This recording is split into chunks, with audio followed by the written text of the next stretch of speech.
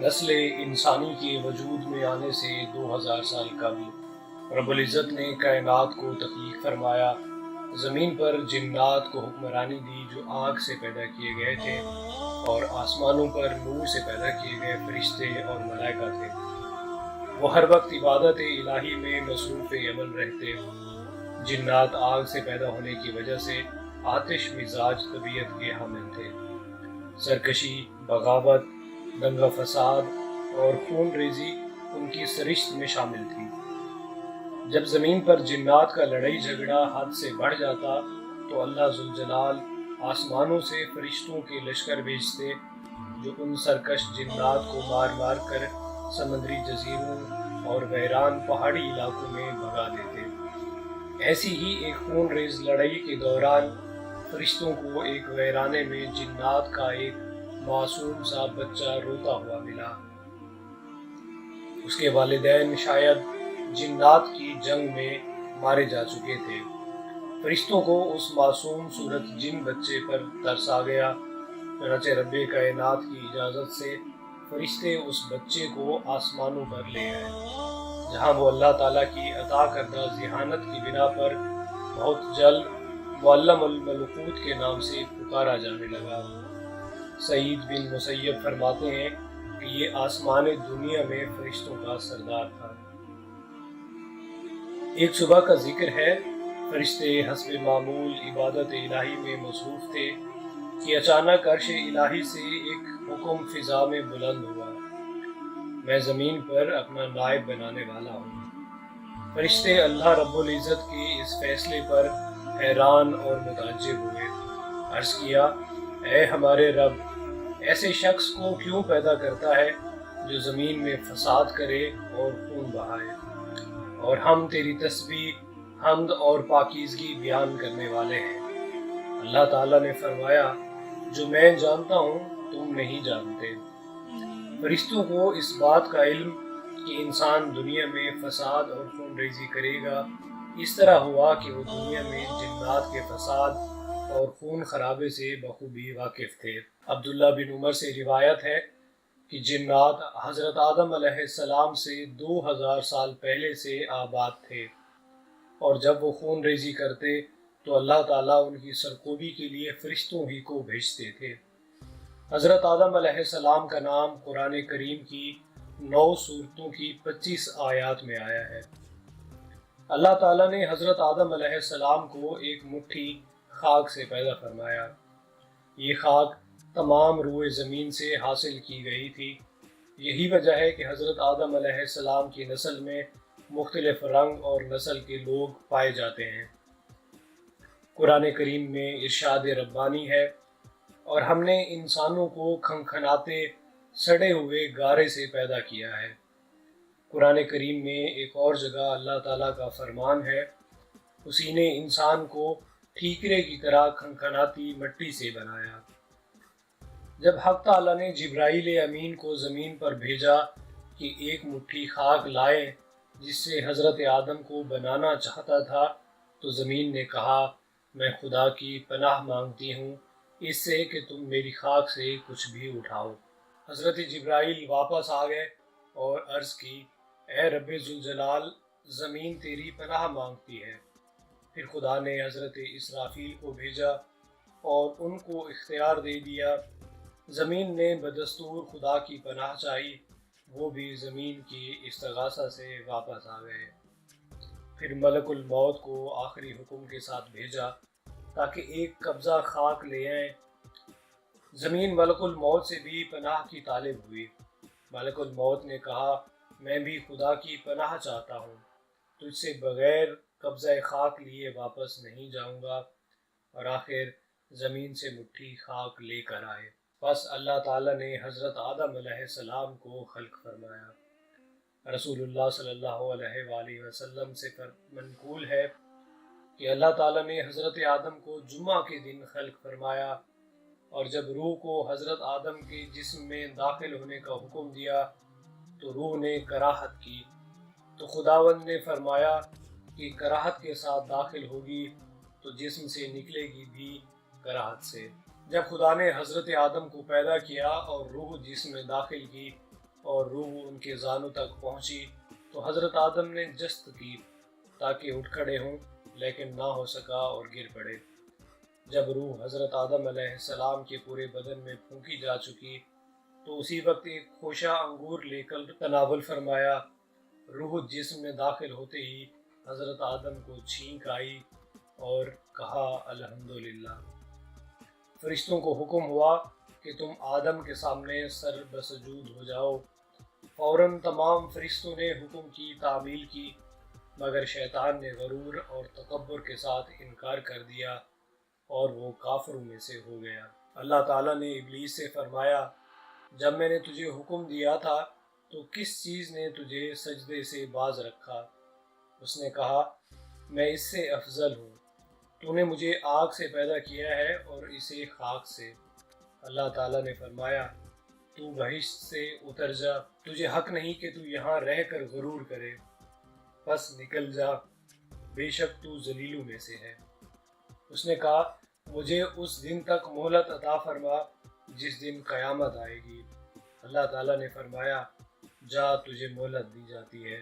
پھر شیطان نے کہا کہ مجھے تو نے ملعون کیا ہی ہے، میں بھی تیرے سیدھے رستے پر ان کو گمراہ کرنے کے لیے بیٹھوں گا، پھر ان پر حملہ کروں گا، ان کے آگے سے بھی اور ان کے پیچھے سے بھی، اور ان کے دائیں جانب سے بھی اور ان کے بائیں جانب سے بھی، اور تو ان میں سے اکثر کو شکر گزار نہیں پائے گا۔ اللہ تعالیٰ نے فرمایا کہ یہاں سے ذلیل و خوار ہو کر نکل جا، جو شخص ان میں سے تیرا کہنا مانے گا میں ضرور تم سب سے جہنم کو بھر دوں گا۔ ابلیس نے جب یہ دیکھ لیا کہ اپنے گھناؤنے جرم کے سبب وہ بارگاہ الہی سے مردود کر دیا گیا ہے تو اس نے بجائے توبہ اور ندامت کے اور بھی زیادہ سیاہ بختی اور نامرادی کا ثبوت دیا، اور وہ اس طرح کہ اس نے رب ذوالجلال کے حضور روز محشر تک کی حیات مانگ کر اپنے گناہوں کی رسی دراز کرنے کی درخواست کر دی، اور ساتھ ہی مزید خودسری اور شیطنیت کا مظاہرہ کیا کہ جس آدم علیہ السلام سے کینہ اور بغض رکھنے کی نحوست سے وہ جنت کی نعمتوں سے محروم ہوا تھا، اسی آدم علیہ السلام کو اس بات کی دھمکیاں رب ذوالجلال کے سامنے دینے لگا کہ اب میں تیری اولاد کا پیچھا نہیں چھوڑوں گا اور انہیں اپنا ہم نوا بنا کر پروردگار کی نافرمانی پر مجبور کر دوں گا، اور ان میں سے اکثر کو خدا کا ناشکرہ بنا دوں گا، البتہ رب کے مخلص اور نیکوکار بندے میری گرفت میں نہیں آ سکیں گے۔ اب حضرت آدم علیہ السلام جنت میں زندگی گزارنے لگے۔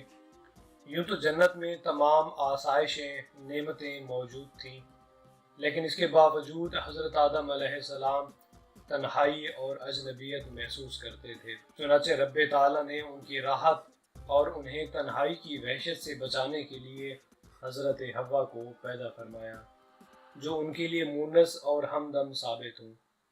حضرت آدم علیہ السلام اور حضرت حوا کو اللہ تعالیٰ نے اس بات کی اجازت مرحمت فرمائی کہ وہ جنت میں رہیں، گھومیں پھریں اور جو چاہیں کھائیں پئیں، البتہ جنت کی بیش بہا نعمتوں میں سے ایک درخت کو متعین فرما کر اسے کھانے اور اس کے قریب جانے سے منع فرما دیا تھا۔ یہیں سے ابلیس کو رستہ مل گیا کہ وہ حضرت آدم علیہ السلام اور حضرت حوا کے دل میں وسوسے ڈال کر اور بہکاوا دے کر اس درخت کا پھل کھانے پر آمادہ کر لے، تاکہ ان دونوں سے رب کی حکم عدولی کروا کر اپنی نفرت اور انتقام کی آگ بجھا سکے۔ سو شیطان آگے بڑھا اور انہیں طرح طرح کی امیدیں دلانے اور دھوکے دینے لگا۔ سب سے پہلے اس نے ان دونوں سے یہ بات کہی کہ تمہیں جنت کے ہر درخت کا پھل کھانے کی اجازت ہے۔ کیا تم نے اس بات پر غور کیا کہ آخر اس ایک درخت کا پھل کھانے سے کیوں منع کیا گیا ہے؟ آخر اس کی کیا وجہ ہو سکتی ہے؟ تو سنو، میں تمہیں بتاتا ہوں۔ پروردگار نے تم دونوں کو اس کا پھل کھانے سے اس لیے روکا ہے کہ اگر تم نے یہ پھل کھا لیا تو تمہیں سرمدی اور ابدی حیات مل جائے گی اور تم فرشتے بن جاؤ گے۔ موت کا فرشتہ کبھی بھی تمہارے قریب نہ بھٹک سکے گا۔ خدا کے بندو، یہ درخت شجر خلد ہے۔ ابلیس قسمیں کھا کر انہیں یہ باور کرانے کی کوشش کرنے لگا کہ میں تم دونوں کا ہمدرد اور خیر خواہ ہوں، میری بات مان لو اور وقت ضائع کیے بغیر اس درخت کے پاس جاؤ اور اس کا پھل کھا لو، پھر دیکھنا کیا تبدیلی آتی ہے۔ شیطان بڑی طمع سازی کے ساتھ جھوٹی قسمیں کھا کر انہیں اپنے جال میں جکڑتا رہا، یہاں تک کہ اپنی لجاجت، نرمی، خوش آمد اور حد سے زیادہ ہمدردانہ رویے کی وجہ سے وہ اپنے مشن کی کامیابی کے قریب تر آ گیا۔ حالانکہ ابلیس ان کا وہی دیرینہ دشمن تھا جس نے حضرت آدم علیہ السلام کے خلافت الہی سے سرفراز ہونے کے حسد اور شدید نفرت کی بنا پر انہیں سجدہ کرنے سے انکار کر دیا تھا، اور خود خدا نے انہیں سخت ترین تاکیدی الفاظ کے ساتھ اس کی فریب کاری اور دھوکہ دہی سے بچنے کا حکم دیتے ہوئے فرمایا تھا، یہ تمہارا اور تمہاری بیوی کا دشمن ہے، تو کہیں یہ تم دونوں کو بہشت سے نہ نکلوا دے، پھر تم تکلیف میں پڑ جاؤ۔ لیکن شیطان کی باتوں میں آ کر دونوں نے اس درخت کا پھل کھا لیا۔ پھر کیا ہوا؟ دیکھتے ہی دیکھتے دونوں بے لباس ہو گئے، خود کو اس حالت میں دیکھ کر گھبرا اٹھے اور جنت کے درختوں کے پتوں سے اپنے جسموں کو ڈھانپنے لگے۔ یہ تھی شیطان کی پہلی کامیابی۔ اللہ ذوالجلال شیطان کی ایک ایک حرکت سے واقف تھا، لیکن مشیت الہی یہی تھی۔ چنانچہ جب رب کعبہ نے ان دونوں کو اس حال میں دیکھا تو فرمایا، کیا میں نے تمہیں منع نہیں کیا تھا کہ اس درخت کے قریب نہ جانا اور شیطان کے ورگلانے میں نہ آنا؟ یہ تمہارا کھلا دشمن ہے۔ دونوں نے جب اللہ کی پکار سنی تو مارے خوف کے کانپ اٹھے، نہایت لاچارگی اور عاجزی سے اپنی خطا پر نادم اور شرمندہ ہوتے ہوئے بارگاہ خداوندی میں عرض کیا، اے ہمارے رب، ہم دونوں سے بہت بڑی غلطی ہو گئی ہے، اب اگر تو نے ہم پر رحم و کرم نہ فرمایا اور معاف نہ کیا تو ہم تباہ و برباد ہو جائیں گے۔ حق تعالیٰ نے فرمایا کہ اب تم دونوں ایک خاص مدت تک زمین پر رہو گے جہاں تم ایک دوسرے کے دشمن ہوگے، اور وہاں ہی مرنا ہے اور اسی میں پھر پیدا ہونا ہے۔ حضرت آدم علیہ السلام کو مکہ اور طائف کے درمیان ایک مقام پر اتارا گیا۔ ابن عمر سے روایت ہے کہ حضرت آدم علیہ السلام صفا پہاڑی پر اور حضرت حوا مروہ پہاڑی پر اترے۔ حضرت صدی فرماتے ہیں کہ حضرت آدم علیہ السلام کے پاس ایک مٹھی بھر جنت کے درختوں کے پتے تھے جنہیں انہوں نے زمین پر پھیلا دیا۔ زمین پر قسم قسم کے خوشبودار درخت ان پتوں ہی کی پیداوار ہیں۔ امام جعفر صادق علیہ السلام سے منقول ہے کہ حضرت آدم کوہ صفا پر 40 روز سجدے میں پڑے رہے اور بہشت اور جوار رحمت الہی سے جدائی پر روتے رہے۔ تو جبرائیل امین نازل ہوئے اور رونے کا سبب پوچھا تو حضرت آدم علیہ السلام نے فرمایا، کیوں کر نہ روؤں، حالانکہ خدا نے اپنے جوار رحمت سے مجھے الگ کر دیا اور مجھے دنیا میں بھیج دیا۔ تو جبرائیل نے فرمایا، اے آدم، خدا سے توبہ کرو۔ پوچھا کس طرح سے توبہ کروں؟ تو خدا نے نور کا قبہ کعبہ کے مقام پر نازل کیا، جسے مکہ کے پہاڑوں پر حرم کے برابر نور ساطع ہوا۔ تو خدا نے جبرائیل کو حکم دیا کہ حرم کے گرد نشانات قائم کریں۔ پھر 8ویں ذی الحج کو جبرائیل حضرت آدم کے پاس آئے اور کہا، اٹھو۔ پھر ان کو حرم سے باہر لے جا کر کہا کہ غسل کریں اور احرام باندھیں، اور ان کو احرام اور تلبیہ کی تعلیم دی۔ اس کے بعد جبرائیل انہیں مینا لے گئے، رات وہیں قیام کیا۔ صبح ہوئی تو عرفات کی جانب لائے۔ روز عرفہ ظہر کے وقت آیا تو ان کو تلبیہ قطع کرنے اور غسل کرنے کا حکم دیا۔ جب نماز سے فارغ ہوئے تو جبرائیل نے کہا کہ عرفات میں کھڑے رہیں۔ پھر ان کلمات کی تعلیم دی جو اپنے پروردگار کی طرف سے حاصل کیے گئے تھے۔ جب حضرت آدم طواف کر رہے تھے تو حضرت جبرائیل نے آپ سے کہا، اس جگہ اپنے گناہ کا اقرار کر لے۔ حضرت آدم نے کہا، خداوند، ہر عمل کرنے والے کے لیے ایک اجر ہے، میرے عمل کا کیا اجر ہے؟ اللہ تعالیٰ نے وحی نازل کی اور فرمایا، اے آدم، تیری اولاد میں سے جو شخص اس مقام تک آئے گا اور اپنے گناہوں کا اقرار کرے گا، میں اس کو بخش دوں گا۔ پھر وحی ہوئی کہ اے آدم، سوال کرو۔ تو حضرت آدم نے عرض کی، بار لا میرے گناہ بخش دے۔ اللہ نے فرمایا کہ آپ کی لغزش معاف ہو چکی ہے۔ حضرت آدم علیہ السلام کے لیے 70 جڑواں اولاد ہوئی، ہر بار ایک لڑکی اور لڑکا پیدا ہوئے۔ جب قابیل نے حابیل کو مار ڈالا تو حضرت آدم کو اس قدر صدمہ ہوا کہ 500 سال تک روتے رہے اور زوجہ سے قربت اختیار نہیں کی۔ اس مدت کے بعد جب ان کا غم کچھ کم ہوا تو حضرت حوا سے قربت اختیار کی، تو اللہ نے حضرت آدم کو جناب شیث سا بیٹا عطا فرمایا، جن کے ساتھ کوئی لڑکی پیدا نہیں ہوئی۔ حضرت شیث پہلے وصی تھے کہ جن سے زمین پر آدمیوں میں وصیت کی گئی تھی۔ پھر شیث کے بعد بغیر جوڑے کے یافس پیدا ہوئے۔ جب دونوں بالغ ہوئے اور خدا نے چاہا کہ نسل زیادہ ہو تو خدا نے ایک حوریہ کو بھیجا اور حضرت آدم کو حکم دیا کہ اسے شیث سے تزویج کریں۔ پھر دوسرے روز بہشت سے دوسری حوریہ نازل ہوئی جس کا نام منزلہ تھا، اس کو یافس سے تزویج کرنے کا حکم دیا۔ حضرت آدم نے ایسا ہی کیا۔ حضرت شیث سے لڑکا اور یافس سے لڑکی پیدا ہوئی۔ جب وہ دونوں بالغ ہوئے تو حق تعالیٰ نے حضرت آدم کو حکم دیا کہ یافس کی بیٹی کو شیث کے بیٹے سے تزویج کریں۔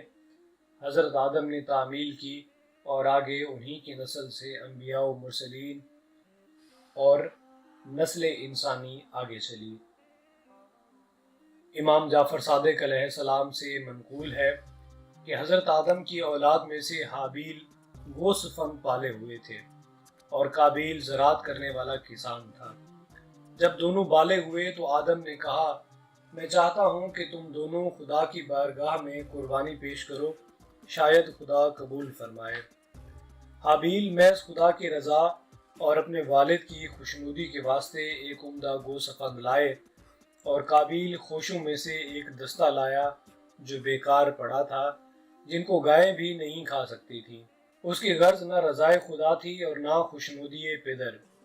خدا نے حابیل کی قربانی قبول فرمائی اور قابیل کی قربانی رد کر دی۔ تو شیطان نے قابیل کے پاس آ کر کہا کہ حابیل کے فرزند پیدا ہوں گے تو تیرے فرزندوں پر فخر کریں گے کہ ان کے باپ کی قربانی قبول ہوئی، لہٰذا اس کو قتل کر دے تاکہ اس سے لڑکے پیدا نہ ہوں۔ یہ سن کر قابیل نے حابیل کو قتل کر ڈالا۔ حق تعالیٰ نے جبرائیل کو بھیجا، انہوں نے حابیل کو دفن کیا۔ اس وقت قابیل نے کہا کہ افسوس ہے مجھ پر کہ میں ایسا عاجز ہوں کہ اپنے بھائی کو دفن بھی نہیں کر سکا۔ پھر آسمان سے قابیل کو آواز آئی کہ تو ملعون ہوا کیونکہ تو نے اپنے بھائی کو مار ڈالا۔ حضرت آدم علیہ السلام مسلسل 40 شب و روز حابیل کے قتل پر روتے رہے۔ حضرت آدم علیہ السلام علیل ہوئے تو حضرت شیث کو طلب فرمایا اور کہا، اے فرزند، میری موت کا وقت قریب ہے، میں بیمار ہوں۔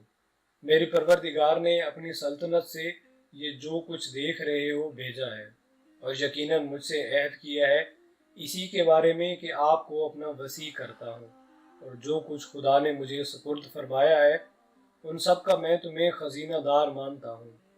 یہ میرے سر کے نیچے کتاب وصیت ہے، اس میں علم کا اثر اور خدا کے اسماء بزرگ ہیں۔ جب میری وفات ہو جائے ان کو لے لینا اور ہرگز کسی کو اس پر مطلع نہ کرنا۔ جب حضرت آدم علیہ السلام کی رحلت کا وقت قریب آیا اور ملک الموت نازل ہوئے تو حضرت آدم نے کہا، میں گواہی دیتا ہوں کہ خدا واحد ہے اور اس کا کوئی شریک نہیں، اور میں گواہی دیتا ہوں کہ میں خدا کا بندہ اور زمین میں اس کا خلیفہ ہوں۔